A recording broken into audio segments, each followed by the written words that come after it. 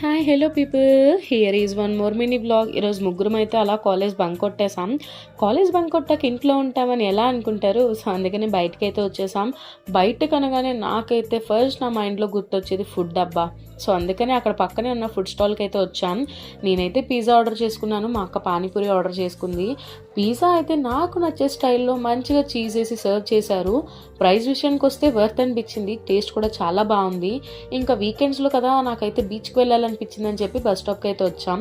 ఆ bus స్టాప్లో bus కోసం wait చేస్తుంటే పక్కనే నాకు ఈ సోడా చాలా టెంప్ట్ చేసింది. సో ఇంకా అక్కడ నుంచి బీచ్కి స్టార్ట్ అయిపోయాం. బీచ్కి వెళ్ళామో లేదా, ఇంకా వింటర్ కదా, ఇక్కడ అంతా చుట్టూరు చలిమంటలు వేస్తూ చాలా హ్యాపీగా ఎంజాయ్ చేస్తూ ఉన్నారు. ఇంకా ఈవినింగ్ టైంలో బీచ్ అయితే చాలా ఫుల్ క్రౌడ్గా లైట్స్తో చాలా బాగా అనిపించింది. ఇంకా అందుకే బీచ్కి కొన్ని వీడియోస్ అండ్ ఫొటోస్ తీసి నేను కూడా కొన్ని వీడియోస్ తీసుకున్నాను.